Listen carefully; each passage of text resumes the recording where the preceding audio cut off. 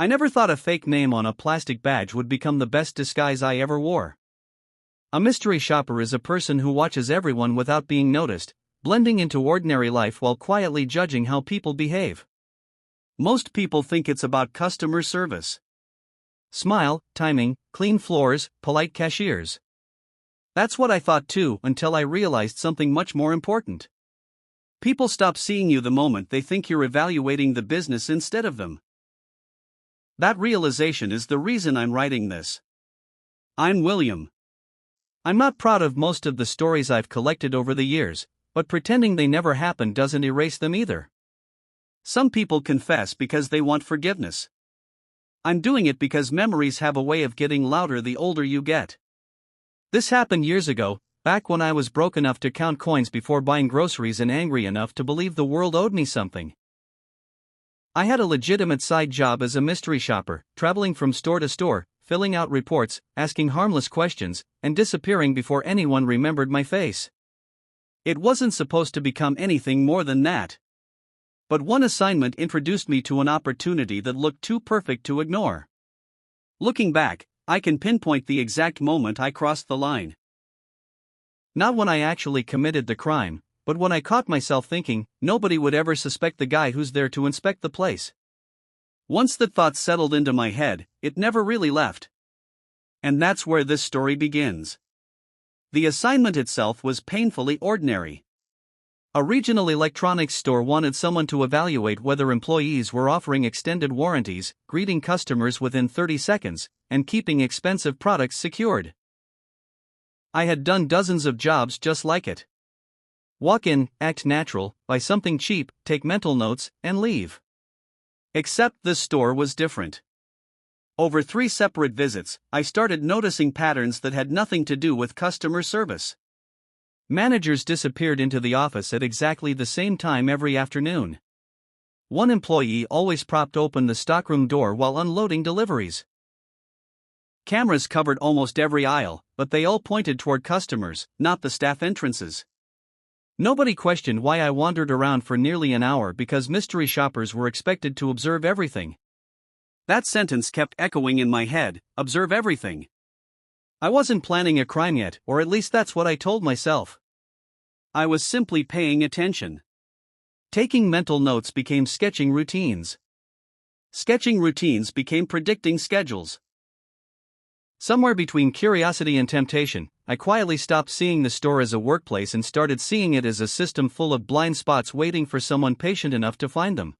I wish I could say there was one dramatic moment when I decided to go through with it, but the truth is uglier than that. It happened by inches. Every visit made the idea feel less like a fantasy and more like a practical problem that could be solved. I stopped thinking like a shopper and started thinking like someone testing a system. I mapped out the busiest hours, the quiet stretches between deliveries, and which employees were the most alert. I even timed how long it took for someone to respond when a customer asked for help in different sections of the store. The answer varied by several minutes, which was all the opening I thought I needed.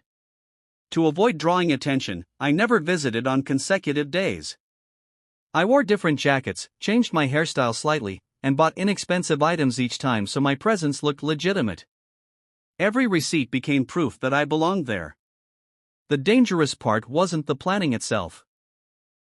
It was how quickly it began to feel normal. Instead of asking whether I should do it, I found myself wondering only whether I had overlooked a detail. That change in my thinking scared me far less than it should have. The night I finally acted, I remember feeling strangely calm.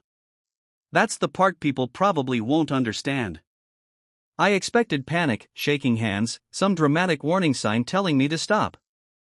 Instead, I felt focused. Almost professional. That scared me afterward.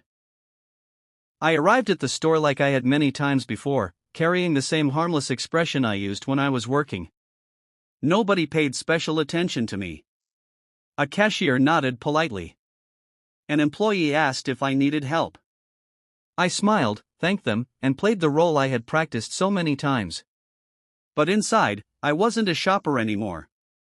Every sound seemed louder, the announcement over the speakers, the wheels of carts moving across the floor, the footsteps of employees walking behind me. I kept waiting for someone to notice something different about me, even though I had spent weeks making sure they wouldn't. For a few minutes, I convinced myself I was invisible. Then something happened that I hadn't planned for. One of the employees who usually ignored customers suddenly recognized me. He looked at me for a little too long and said, "Haven't I seen you here before?" It was a simple question, but my entire body reacted like an alarm had gone off.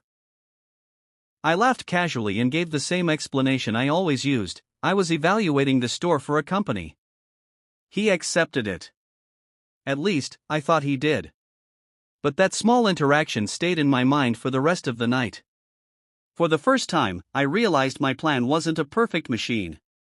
It involved real people, real instincts, and unpredictable moments. And I had no idea how many unexpected moments were still waiting for me. After that employee walked away, I stood there pretending to compare products while my mind was racing. A few months earlier, I would have seen that moment as a warning. I would have walked out, gone home, and convinced myself I had avoided making a mistake. But I didn't. That's the part one struggles with when I think about it now. I had a chance to stop, and I chose not to. I kept moving forward because I had already spent so much time planning. In my head, quitting meant admitting that all the preparation had been pointless. I had convinced myself that because I was careful, I was somehow in control. The truth was, I wasn't in control anymore. The plan was controlling me. I followed the routine I had studied for weeks, relying on the habits of people who had no reason to suspect me. Everyone was simply doing their jobs. The employees, the customers, even the security staff. They were all just living their normal lives while I was carrying this secret decision around. The strange thing was that part of me felt powerful. I felt like I had discovered a hidden side of the world that most people never noticed. But another part of me felt sick. I remember looking at one employee who smiled at a customer and thinking, "This person has no idea what I'm doing." That thought followed me for a long time. It was the first crack in the story I had been telling myself. That somehow my actions only affected me. The hardest part wasn't what happened that night. It was what came afterward. People imagine that getting away with something feels like winning. That's how I pictured it when I was younger. I thought success meant walking away untouched, proving I was smarter than everyone else. But the moment I left, there was no celebration. No relief. Just a strange emptiness. I walked through the parking lot listening to my own footsteps and replaying every second in my head. Every glance from an employee felt important.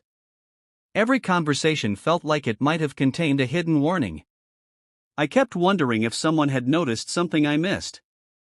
The adrenaline was still there, though. That's the dangerous part. Fear and excitement were mixed together, and my brain kept reminding me that I had managed to do something I had convinced myself was impossible. When I got home, I couldn't sleep. I sat in the dark, staring at nothing, thinking about how easy it had been to become someone I barely recognized. I had always thought criminals were different from ordinary people. I imagined there was some obvious line separating them from everyone else. That night taught me something uncomfortable. Sometimes the biggest change happens quietly, one small decision at a time. And I was starting to wonder how far I was willing to go. For the next few days, I lived in a strange state between confidence and paranoia.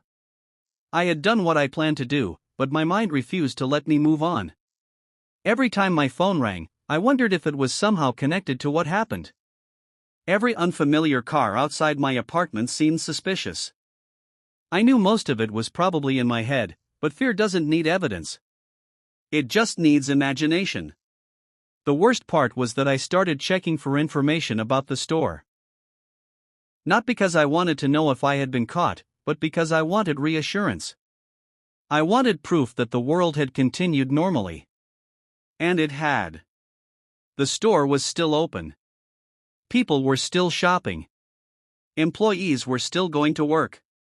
Nothing had changed for anyone else. Except me. That realization bothered me more than I expected. I had entered that place thinking I was invisible, but afterward I felt like I was carrying a giant sign that only I could see. I also started noticing something about myself. I wasn't thinking about the consequences for the people affected. I was mostly thinking about my own fear. That was when I understood how selfish my choices had become. I had spent weeks studying other people's behavior, but I had avoided studying my own. I was good at watching everyone else. I just wasn't very good at seeing who I was becoming. About a week later, something happened that brought all my confidence crashing down.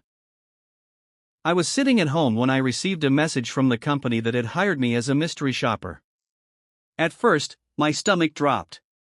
I thought somehow the truth had reached them. I imagined every possible outcome in a few seconds. But the message was completely ordinary. They thanked me for my report and asked if I would be interested in taking more assignments. That should have made me feel safe. Instead, it made me feel worse. Because it reminded me how easily I had hidden behind a legitimate role. Nobody saw me as suspicious because I had a reason to be there. I had taken something normal and used it as a shield. A few days later, I returned to the same area for another assignment. I told myself I was only there for work, but part of me wanted to see if anything had changed. That was when I noticed one of the employees looking at me from across the store. He didn't look angry. He looked uncertain.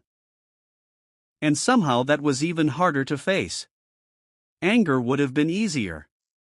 Anger would have meant I deserved to be confronted. But uncertainty meant he was just another person trying to understand something he couldn't explain. For the first time, I wondered if my biggest mistake wasn't being discovered. Maybe it was becoming someone who needed to hide. I became very good at creating explanations. That's something I don't think people talk about enough when they discuss bad decisions. Before you do something wrong, you usually don't tell yourself, I'm going to become the villain of my own story. You create a version where you're the person who had no choice. That's exactly what I did. I told myself I was struggling. I told myself I was only taking an opportunity. I told myself the people involved would recover. I collected excuses like they were evidence proving I wasn't a bad person. But every excuse had a weak spot.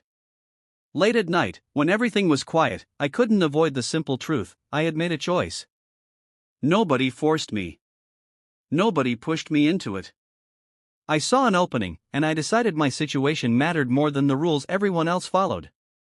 The strange thing was that I still wanted to think of myself as a normal person. I went to stores, had conversations, joked with friends. From the outside, nothing had changed. Inside, though, I was constantly dividing myself into two versions. There was William, the person everyone knew. And there was the other William, the one who watched, calculated, and kept secrets. I started realizing those two people weren't as separate as I wanted them to be. They were the same person. I just didn't want to admit it.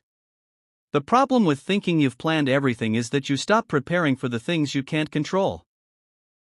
I had spent so much time studying schedules, routines, and small details that I forgot about human nature. People are unpredictable. A camera can be avoided. A routine can be memorized. But a person's instincts are much harder to predict. A few weeks later, I found myself in a conversation I hadn't expected. Someone connected to the store casually mentioned that there had been some questions about what happened. Nothing direct. No accusations. Just small comments about reviewing procedures and looking more carefully at certain situations. My heart immediately started racing. I tried to act normal, but inside I was searching for every possible sign that someone knew. I listened carefully to every word, looking for hidden meaning. The strange thing was that nobody was even talking about me. They were just talking. I had become so trapped in my own fear that ordinary conversations felt like threats. That was when I realized something important: even if nobody ever found out, I was already being punished by my own mind. The crime wasn't only the thing I had done. It was the person I had become afterward, the person who couldn't simply exist without looking over his shoulder. Months passed, and eventually the fear became quieter. Not gone, just quieter. That might have been the most dangerous part. When something terrible happens and nothing immediately collapses, it becomes easier to convince yourself that maybe it wasn't as serious as you thought. Life continues. Bills still need to be paid. People still ask how you're doing. You still wake up every morning and make coffee like everyone else. For a while, I almost believed I had moved on. Then something small would bring it back. A news story about someone getting caught. A conversation about honesty. A person complaining about being treated unfairly. Any of those things could pull me back into that night. I started thinking about the people I had watched during my visits. The employees who had greeted me. The customers who had walked past without a second thought. They weren't characters in my plan. They were real people. At the time, I had reduced them to obstacles and details. That realization bothered me more than the possibility of getting caught. Because I had always considered myself someone who understood people. I noticed expressions, habits, and reactions better than most. But I had failed to see the most important thing: every person I observed had their own life happening around them. They weren't part of my story. I had made them part of mine. And that was something I couldn't undo. People often think consequences arrive like a storm. Sirens. Police at the door. A dramatic moment where everything falls apart. That didn't happen to me. My consequences were much quieter. They showed up when I realized I was changing the way I interacted with people. I became more careful with what I said. I measured reactions too much. I watched faces during conversations, searching for signs that someone knew something about me. The same skill that once made me feel clever became something that exhausted me. I had trained myself to observe everyone, but I had forgotten how to simply be around people. There were moments when I wanted to tell someone what I had done, not because I expected forgiveness, but because carrying the secret felt heavier every year. But I always stopped myself.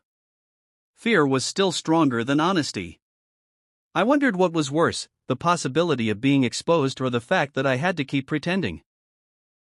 Eventually, I understood that getting away with a crime doesn't always mean escaping the consequences. Sometimes the punishment is living with the knowledge that you crossed a line and wondering whether you can ever fully become the person you were before. I had spent so much time learning how to avoid being seen. I never considered how lonely it would feel. Years later, when I look back on that period of my life, I don't remember the details of the plan as clearly as I remember the feeling afterward. That's what surprises me. I thought the important part would always be the crime itself, the decisions, the preparation, the risk. But the part that stayed with me was the person I became after it happened. I started noticing how often I searched for control. I wanted to predict everything, understand everyone, and make sure nothing could surprise me. The mystery shopper job had taught me how to watch people, but the crime had turned that ability into something unhealthy. I was always analyzing. Always calculating. Always preparing for a problem that might never come. Eventually, I had to admit something I didn't want to accept. I wasn't afraid because someone might catch me.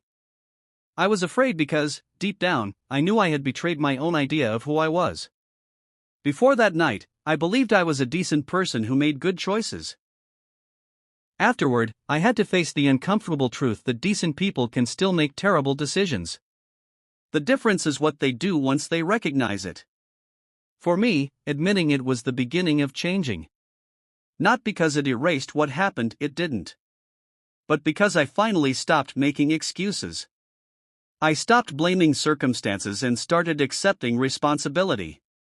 And that was something I should have done from the beginning. Looking back now, the thing I lost wasn't money, freedom, or even my reputation. Nobody ever exposed me. Nobody came knocking at my door. From the outside, it probably looked like I had escaped without consequences. But I lost something much harder to replace.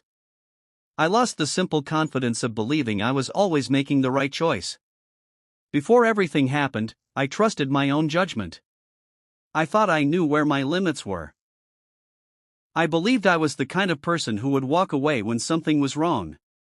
Then I discovered that limits can move slowly. They don't always disappear in one dramatic moment. Sometimes you cross them one small step at a time until you look back and realize you're standing somewhere you never expected to be. That lesson stayed with me. I began paying more attention to the small decisions people make every day. The little moments when they choose honesty over convenience, patience over anger, responsibility over excuses. Those moments seem insignificant, but they shape who we become.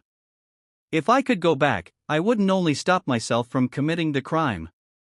I would stop myself much earlier, at the moment when I first started convincing myself that I was different from everyone else. Because that was the real beginning. Not the night I acted. The night I started believing my own excuses. If you've read this far, I know some people will wonder why I'm telling this story. Maybe they're expecting some dramatic confession, some final twist where I explain how everything caught up with me. But the truth is simpler. The biggest consequence was realizing that every choice leaves a mark, even the ones nobody else sees. I spent years thinking the smartest person in the room was the one who could avoid being caught. I was wrong. The smarter person is the one who recognizes the moment they are about to become someone they don't respect and stops. My advice to anyone reading this is simple: don't trust the voice in your head that tells you your situation makes you an exception. Everyone has reasons. Everyone has struggles. Everyone can find a way to justify crossing a line. The dangerous part isn't making one bad decision. It's building a story that makes the decision feel acceptable. I was a mystery shopper. I was supposed to observe other people. Instead, I learned the hardest lesson by observing myself. The person you need to watch most carefully is often the one looking back at you in the mirror. I can't change what William did back then. But I can make sure I never forget why he did it. And I hope someone reading this remembers that before they make the same mistake.